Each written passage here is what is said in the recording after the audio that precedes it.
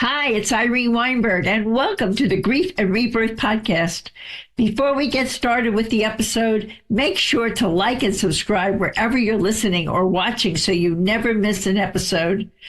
Every week, we share heartfelt stories, spiritual insights, and practical guidance to help you navigate grief and trauma, find hope, and discover rebirth after loss. By subscribing, you'll get access to every episode and join our supportive community on this journey. Thanks for being here, and let's dive in. Hi, everyone. I'm Irene Weinberg, host of the internationally acclaimed Grief and Rebirth podcast. After more than 400 deeply transformative conversations, I've been forever shaped by the extraordinary healers, teachers, and survivors who have shared their journeys with me. Many of you know that my own path was born from a profound spiritual awakening after devastating loss, an experience that ignited my divinely inspired mission to help others understand that healing doesn't end with death. It expands through connection, love, and the wisdom of the soul. That truth is what inspired SoulYOUtions, helping humanity heal. A live, interactive community where wisdom, compassion, and soulful connection come together to support your growth, your healing, and your awakening. I am so honored to introduce you to our SoulYOUtions panel, a remarkable constellation of gifted healers and guides who will bring their unique modalities and their shared higher perspective to this divinely inspired mission. Dale Spencer-Weeks, psychic numerologist and seer. Karen Wenzel, medical intuitive with over 34 years of energy healing mastery. Christine Dallahan, intuitive healer, blending psychology, energy work, and the Akashic Records. Jess Spooner, who is a trauma specialist guiding people from fragmentation back to wholeness. And sadly today, Jess had an emergency and she can't be with us. Brett, you want to say something so we can send some loving energy? Jess, you are in our hearts, and we're just sending beaming love and seeing the most beautiful outcome. It's a powerful time in the heavens right now. We're coming into eclipse season, and just as we see in eclipse, may there be new light born from this shadow. Thank you. And this is Gemini Brett. He's an astrologer and a sacred astronomy teacher. I invite you to dive into my powerfully illuminating Grief and Rebirth podcast conversations with panelists Christine Dallahan, Dale Spencer-Weeks, Karen Wenzel, and Jess Spooner, episodes flowing with wisdom, healing, and soul-expanding insight. You can listen to them wherever you enjoy your Grief and Rebirth podcast episodes. And at SoulYOUtions, you'll also be supported by two remarkable moderators. Laura Quinn, a seasoned communications professional whose steady, heartfelt presence will help the entire room feel held, understood, and gently guided. And Laura Ferry, a warm, intuitive, deeply thoughtful presence whose natural gift for creating a safe, welcoming space will allow every person to feel seen, heard, and supported. And now it is my true pleasure to introduce you to moderators Laura Quinn and Laura Ferry, along with astrologer Gemini Brett. Hi there, and welcome to the international award-winning Grief and Rebirth podcast. I'm your host, author, and trauma survivor, Irene Weinberg, here to support you wherever you are on your healing journey. Each week, I connect with leading grief and trauma experts, intuitive healers, mediums, and inspiring voices who share powerful stories of loss, resilience, and transformation. If you're searching for hope, meaning, and a path forward after loss or trauma, you're in the right place. Together, let's rediscover joy, healing, and the possibility of rebirth.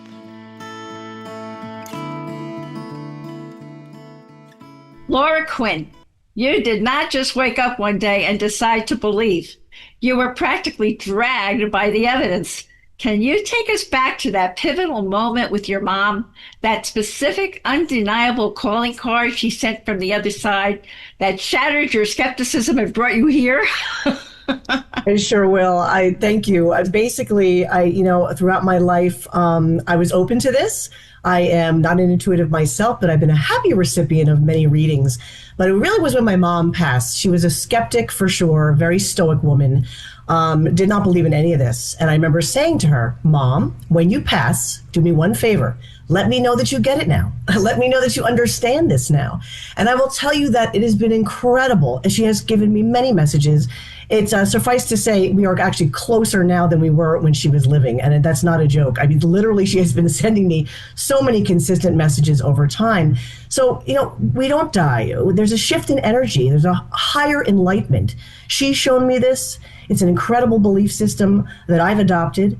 And through this wonderful group of intuitives and insightful people, come join us. Unleash what's possible through the healing journey. Come see the magic of solutions. Absolutely. And I have to say that if you want to know more about some of those signs and synchronicities that Laura has received, we can always tell you all about them. You've heard about those that I've received from Saul, and it really changes your whole viewpoint, doesn't it? When your loved one comes through to say, I'm still here. So I also want to talk to Laura Ferry, and you have a very special, sacred job within the SoulYOUtions experience. You aren't just a moderator. You're going to be the custodian of the audience's heart. And we have some very heart-filled people coming to the Grief and Rebirth podcast. Please share what you will be doing in your special job as moderator, and also tell everyone about the sweet spot. Thank you. I'll be helping guide the experience, make sure everyone's seen and heard as best as possible. The sweet spot is really a sweet spot. We'll be going deeper onto, topics of consciousness and really helping individuals rediscover who they are in their path. It's a space for enlightened messages and just a really, really beautiful space. That's fantastic. And we're going to have a lot of interest in some of these great questions that are going to come through from everyone. And I really for sure. I think so. I think it's going to be fascinating. And you not only learn when you submit your own question, but you also learn from listening to the questions of others and the wisdom that is going to come through to help them. And now I get to Gemini. Brett, could you please share a bit of your background and describe the work you do to enlighten people and help them to heal? I'm here to help align humans with the marriage of heaven and earth. This work came to me kind of later in life. I was a raised skeptic, I guess, science class and the like. But after my own dark night of the soul and coming to the healing path, barriers got broken down, and I found that I was destined to be an astrologer. And then it just really came in fast. And I love this beautiful tool of following the planets through the signs and the alignments of time. I called my work originally more than astrology because I saw astrology just as a wonderful way for me to lend so much of the esoteric study that I've been after throughout my life. And it's one of many, many things to do, but most importantly, I'm here to listen and, like the moon, to receive and reflect and nurture. Thank you so much. And that is true. It is going to be about all of you who are listening and joining us today. So now for the truly fun part. You're all about to experience the elevated, high vibration, loving energy of our entire SoulYOUtions panel and moderators to give you a taste of what SoulYOUtions events will be like. I'm going to pose some questions for our SoulYOUtions panel so each can respond from his or her unique perspective while also speaking from the shared higher perspective that unites all of us. So I'd like to start with you, Christine. Could you unmute yourself, please, and tell us what is the most rewarding thing about the healing work you do, and why do you believe in the healing power of SoulYOUtions? The most rewarding thing of the healing work I do, I believe, is guiding people through exactly that dark night of the soul that Brett has been talking about. Most of my clients come to me at a really dark place in time where nothing of the ordinary is working anymore, meaning any kind of modality they have explored or might have explored beforehand, like, psychology, psychotherapy, that kind of thing. It's not working anymore. They're interested in astrology and other things, and they want to use that and work with that in their healing and in their journey, and guiding them through what Joseph Campbell coined as the hero's journey, right? Kind of being their psychic through that, and helping them through the darkness that they're encountering, and then seeing them come out into the light and sort of this newer, higher consciousness and being rebirthed is some of the most rewarding thing in my healing work. And I believe that this is also this hero's journey is what each and every one of you, the you in Solutions, is kind of getting on the path of. We're kind of in Solutions, we're getting you on that path, and that's why I love Solutions, because it's like sort of the door that helps you enter the path to that hero's journey and to that awakening that a lot of people are experiencing in this day and time in 2026. So that's my 5 cents. Dale, what do you have to say? We're all souls. I'm a psychic numerologist. What I do know, and we all agree, is that everything vibrates, for lack of a better word. Literally does. The planet vibrates. My name is a vibration. My name is Dale. It's not John. It's not Susan. We all agree that the body does die, and I know that the soul continues. So this is a joy, a blessing to be here on the planet now, as every life is, generally speaking. As a numerologist, number vibrations identify things pretty clearly. We use numbers for counting. We know that, but they also have a vibe to them. And I always love, this is a great example, when you take notes to a song, bunch of notes you put together, and at some point it develops a chord and then a melody.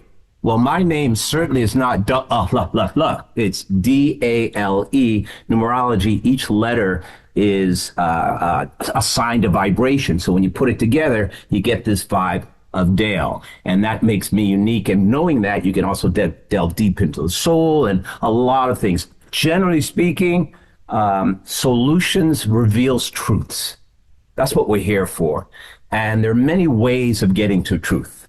I have a lens through numerology, and because I can see ahead, I call myself a seer. I know the soul has its journey. So we're all here to help, to heal, to give, to do. And I love the fact, and I say it all the time, it's another day upon the planet, another day alive. That is a blessing. And I say that every day with my audio, freevibeoftheday.com.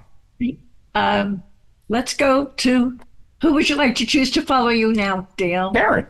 Karen. Okay, unmute Karen. Hi, I'm Karen Wenzel, and I do the medical intuitive scans on this group. And what I learned about healing is really an inside journey. I can scan you energetically. I can tell you what I see. I can watch spirit do healings. But really, it's you, your inward journey, that's going to help you heal. And all the talents that we have here are really starting to get you to look at your inward journey and your inward travels. That's really going to create the most beneficial healing for you.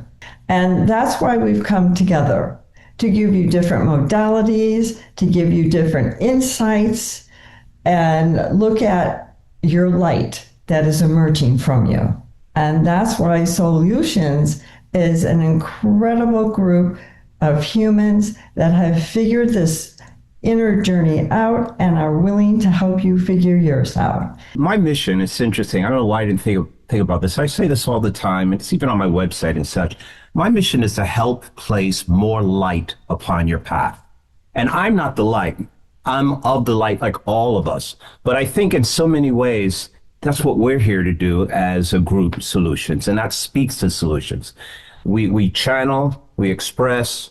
We're not the only party in town, but we are a group of people whose mission is to shed light the best that we can. And in doing so, we learn. Absolutely. We never stop learning. Brett, do you have anything else you want to add? If you'd like to unmute. That we are here to feel, to heal, to know, to grow. And it can be very helpful, of course, for us to have guides. You know, for me, I look to the sky. I mostly look to the earth, but I'm very fortunate as well to have met some very wise beings who have helped me along the way. And that's my devotion here at SoulYOUtions, is to really hear the questions that are asked of us, to offer love and insight as I would for anyone I meet, and to know that we are all family. It's beautiful. Thank you. Now I got one for you, Dale, to be shared by everyone. And that question is, what is the difference between handling fear from a conscious or unconscious mindset? And how can we recognize that fear is making our decisions? Well, you know, I don't necessarily embrace that fear is making our decisions. I created this little audio for many of my clients, and it's, what does fear want from you? And this is a round way of answering your question. What does fear want? So I imagine silhouette of this being sitting right next to me, whatever color you want him or her to be. No real features, but always whispering in my ear. Fear wants me not to trust myself. Fear wants me to believe I'm too old, I'm too young. Fear wants me to say I don't have talent. Fear even wants you to tackle fear and fail, so now you really feel bad. And there is truth to fear. It's there. We create it within ourselves. And I like to say, if somebody's chasing you and there's real fear, physical fear, of course that's there, but it's a lie most times. But fear thrives. And particularly if you can look at it objectively in this way, it's a way of separating so you can see your fear. It's a great exercise. And I went through the days. A couple of weeks ago, I just went through the entire day. Fear wants this, fear wants that. And whenever I approached something that I was scared of, that was fear speaking to me. So in terms of tackling fear, I don't necessarily embrace fully that it controls me, because it's all part of ourselves. But fear is real, in that it does affect us and influence us. But truth is truth. And I have a saying, truths don't lie. I'm going to say it again. Truths don't lie.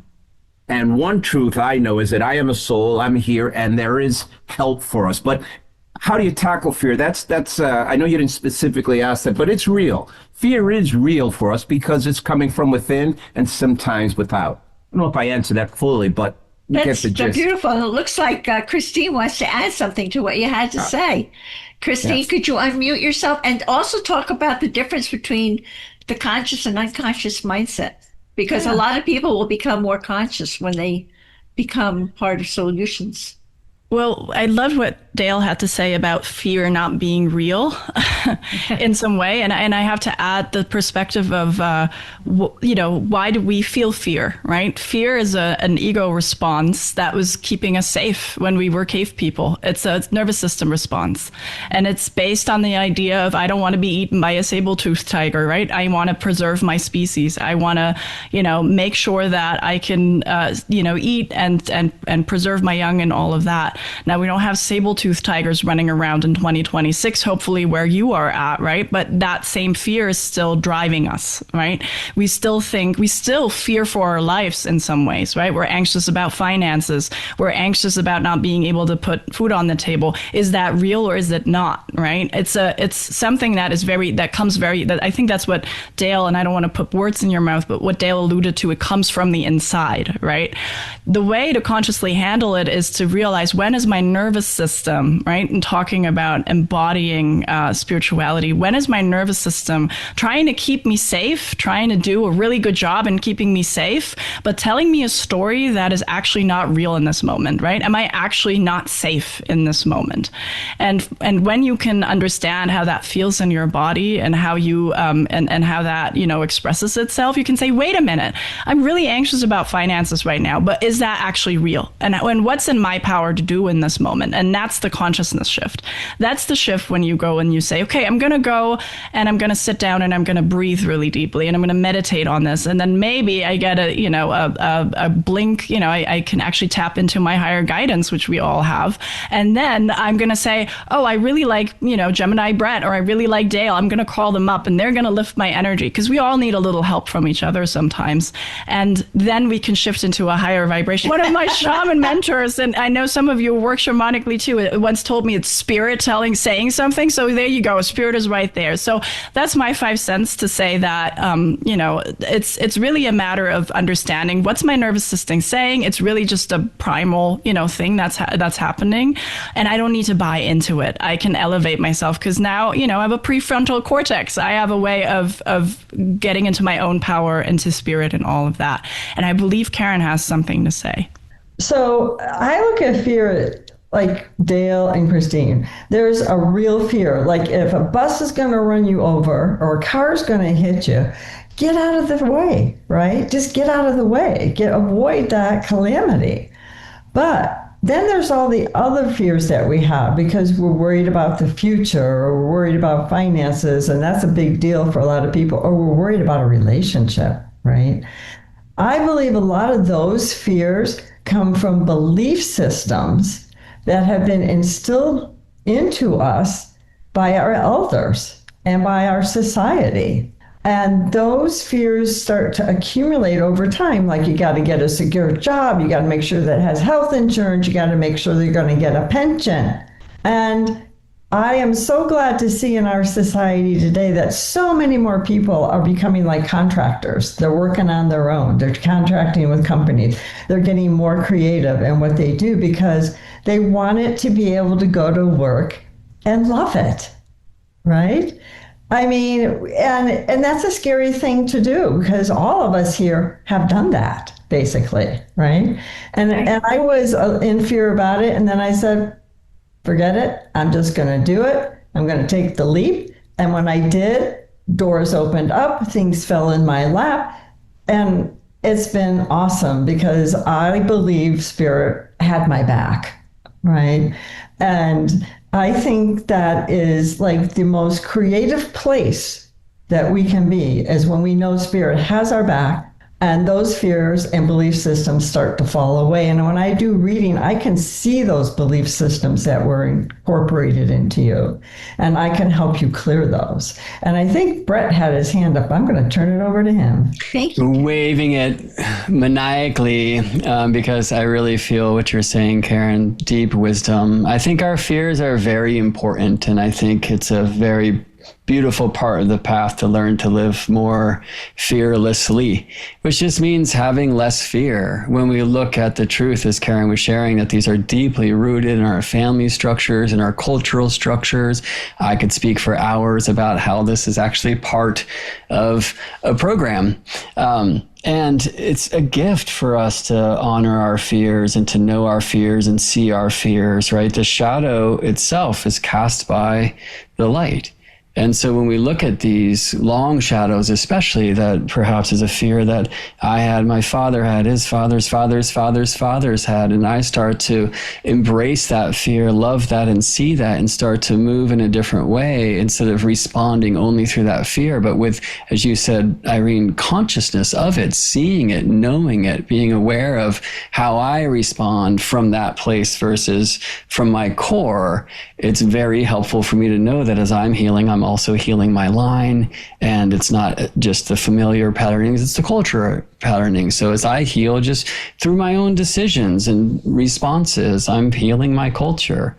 I love astrology as a tool for this because I often will sit with people when they're in a deep fear state, and we have the opportunity to look at the cycles of time and rewind to, why did that come in? When did that come in? Wow. And I see. And there was this other time in life when it was really loud on the radio again, and another time. And then we see, oh, it's this particular planetary cycle. And maybe I'll have the opportunity to look at that person's chart with the chart of their mother and see, oh, I see. Like, this is a cycle that's actually generational, right? And so I think also one of the most important ways for us to embrace our fears is to embrace our strength to move through and to really put our hands on our heart and to acknowledge our own growth, even when we think we're not where we want to be. If we look back and back through generations to know where we are now versus where we came from, we see that we are the gift. And now I have a question. I'm going to start with Brett. How can we raise emotionally healthy children consciously? Well, it's something I'm learning to do now. We have a 2-year-old in the house. That's why I called on you. Maya.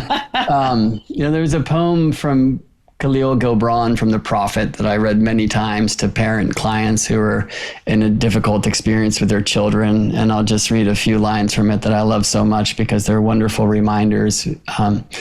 He says, "Your children are not your children. They are the sons and daughters of life's longing for itself. They come through you, but not from you. And though they are with you, they belong not to you. You may give them your love, but not your thoughts, for they have their own thoughts. You may house their bodies, but not their souls, for their souls dwell in the house of tomorrow, which you cannot visit, not even in your dreams." And I really love that. It's such an important reminder to value our children as independent, individual, sovereign souls that we have relation to honor them not only as our students, but as our teachers. But we are teachers, we are guides, and to bring our children to the water, to the ocean, to the river, to the creek, to bring our children to the mountain, to bring our children to the stars. I, of course, have great joy when my daughter, who's now 2, points to the moon and says, "Moon, moon," because it's something we've done together since she was just born. She's named after a star of the Pleiades cluster, and so we've spent a lot of times there. But I also value that what she loves might be very different than what I do, and my job is to love her for that and to embrace that and to empower that. I think also most importantly is something that we can do as we honor all beings with respect is to be authentic and to promote authenticity. So if my daughter's throwing a tantrum, I don't want to treat that as some bad thing, right? I want to value that and understand where that response is coming from. And I want to also honor my own emotional challenges and pains and joys when I'm with her and try to voice that and name that. That's wonderful. It looks like Christine has something she would like to add. Christine, could you unmute?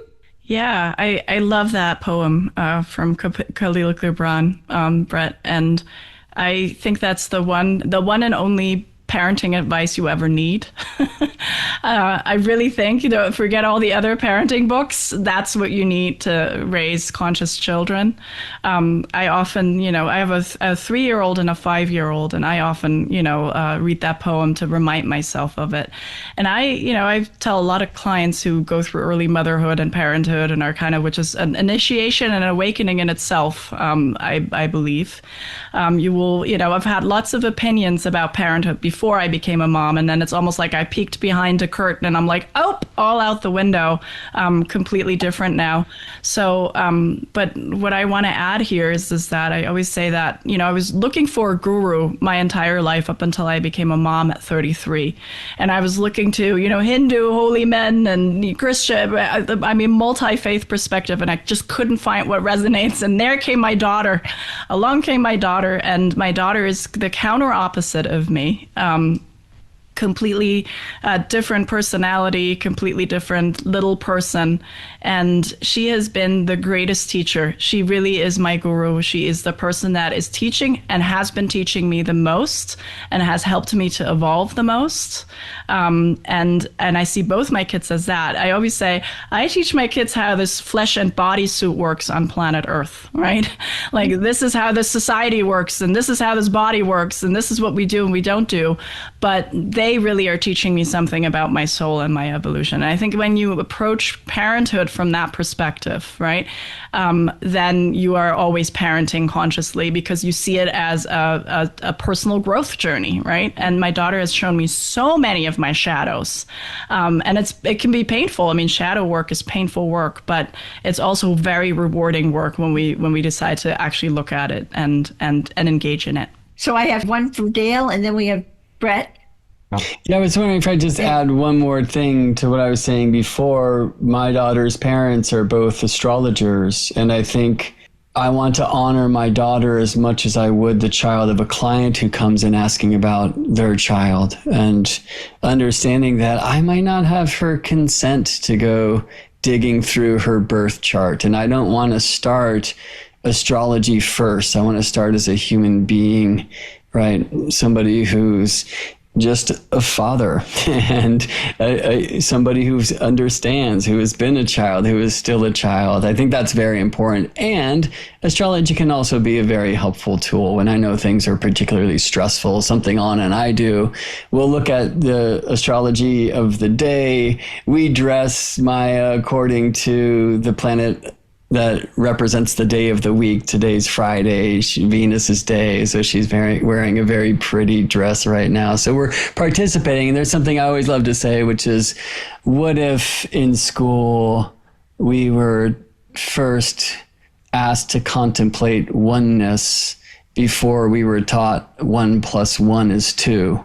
What would the world be today? So I'm certainly not going to resist sharing all of the wisdom traditions that I found my way to. But I think it's also important for us to start as a human first and then as a healer, and always have our children's consent.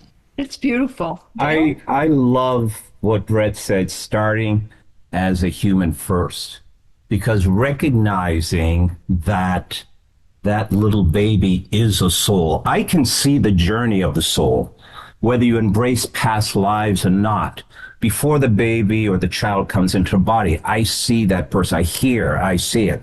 And when they arrive, I also see the journey of the soul. I see the soul there. But the point is that recognizing that they are souls. Actually, they were old souls, whatever oldness means, because they had a full life before they came back in this life. Whether you embrace past lives or not, the soul does not die. The body dies. We know that. If you don't agree that the body dies, we're definitely somewhere else, but we know the body dies. But even, I just think it's important. I love what Brett said, but I think your question was, how do we nurture, how we be conscious parenting? By first, from my point, looking at this entity, this person, he or she, Brett's child, is a person. And so often as parents, we don't necessarily approach our child in that way. You have to raise them, and you want to make sure they're doing the right thing, but we don't have patience sometimes. And I just think, to answer that question, recognizing it's not just a baby, there really is a soul here. They might not remember everything from other lives, but they do bring with them, when they turn 20 or 30, there's an old saying, wherever you go, you are. Well, they are the same person at 20, 15, 10, when they're born. Of course, they grow. We grow and we learn things, but they, in essence, are an entity. They are a human being. And again, recognizing that can help you as a parent, and recognizing that they have feelings. They will cry, they will yell, they'll do everything that a child will do, but they are learning as we all are. And they're teaching us, absolutely. And they're teaching us. And they're teaching us. Karen, what would you like to add? Well, I always loved, and I'm going to have a disclaimer here. I don't have children in this lifetime, but I know many lifetimes I did. So I think this knowledge comes from that. And one of the things I've learned multiple times is that from the time the baby's born to 7 years old, they're in a hypnotic state. And everything goes in, everything. And I think it's really important when there's traumas in a family or there's an upset or the happy times, whatever it is, to sit down and talk to the child about how they're feeling about what they experienced. Because it allows that trauma or experience not to get stored in the subconscious. At that time, they can actually let that go when you talk to them about it, right? And I also believe that it's good to teach a human being how to live within the society that they are, but not to allow society to tell them and to mold them into something that stifles their creativity, right? And their thinking and their creative ideas. Because I see that a lot now, because kids don't go out and play, right? They don't go outside and use their imagination. Imagination is huge for a child, and it's huge for our society, because that's how we've gotten to where we're at, is people using their imagination to create. So I think all that's really important, to allow them to understand society, but not allow society to mold them. That's beautiful. Does anyone else have anything they'd like to add? Well, I don't have to imagine. If someone asks me my age, it's just a little veering off of the original question. But since for the last 20 years, I always say I'm 10 years old. There you go.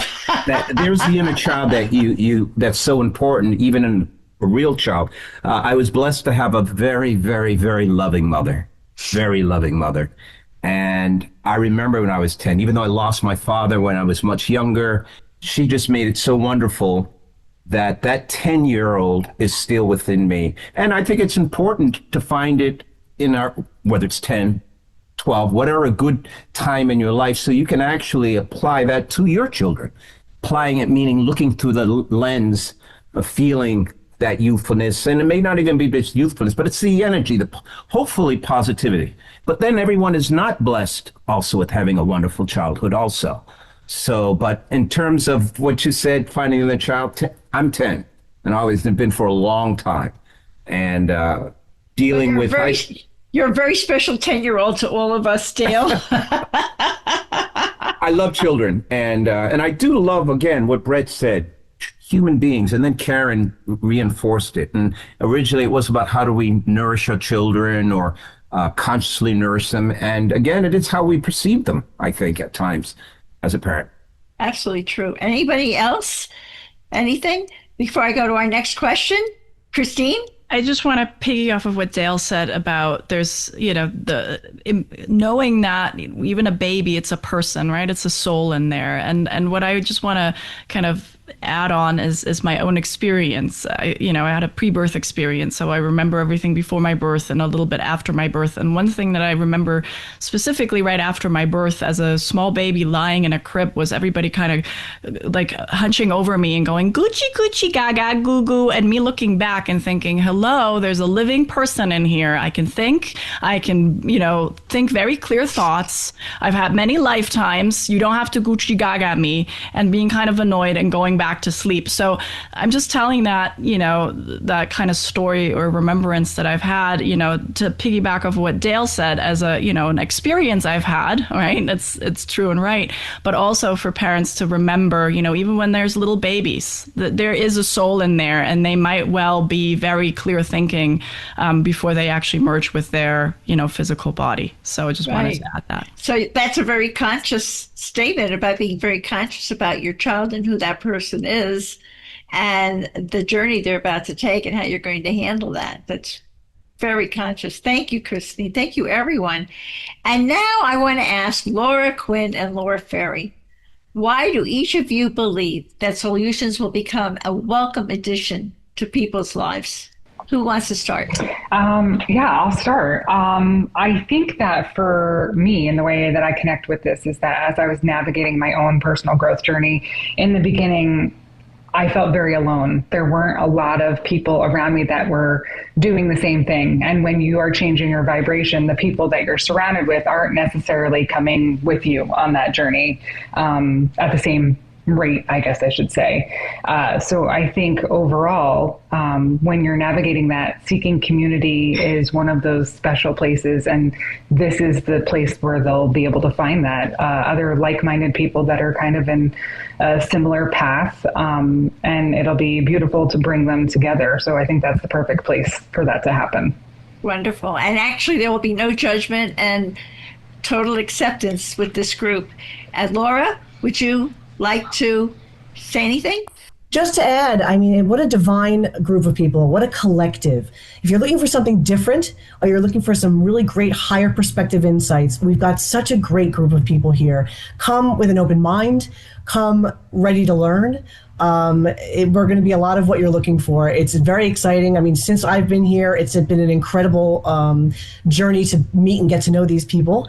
We have meetings every week, and every week we have higher insights into each other. I mean, we keep getting different perspectives on our own lives. I can't imagine once this gets going that you wouldn't be just happy to join us, and you're going to add to our journey as we add to yours. So please come join us. Come find the magic in SoulYOUtions. Thank you. First of all, my heartfelt thanks to each of you. It's no accident. I was guided to each of you, and it is such a blessing to be with all of you. And we're going to make a lot of new friends and enjoy really sharing some of our own experiences and wisdom with a lot of people who will be coming through the SoulYOUtions. And to my cherished Grief and Rebirth podcast audience, I could not be more delighted to let you know that this will not be just another show. The SoulYOUtions community will help you see your life from a higher perspective, navigate challenges with greater clarity, and learn from the experiences and questions of others. If you are longing for support, insight, and a community that truly understands the language of the soul, this is where you belong. Come join us. Use the registration link below to join us for our very first SoulYOUtions show and step into an inspiring community that will grow together, heal together, and rise together. As I always say, to be continued. Many blessings always. And bye for now. Blessings. Thanks for tuning in to Grief and Rebirth. Remember, you can dive deeper into everything we've discussed by checking out the show notes and all past episodes at griefandrebirth.com. Don't forget to follow us on social media at Irene S. Weinberg on Instagram, Facebook, and TikTok. If you're watching on YouTube, be sure to subscribe to our channel at Healing from Grief and never miss a video. For those of you listening, you'll find links to my 2 books, Good to the Last Drop and They Serve Bagels in Heaven, in the show notes. And if you're watching on YouTube, you can see those books listed right above, so don't miss out. And here comes a special treat. If you sign up for Audible as a first-time user using my link, which you can find in the show notes, you can get They Serve Bagels in Heaven for free. And finally, people often ask me what I read, what I use, and what I recommend for healing and self-care. So I've carefully curated a compilation of those items to share with you. You can head over to www.amazon.com/shop/Irene S. Weinberg to check them out. And to my cherished Grief and Rebirth podcast fans, stay tuned and see you again soon.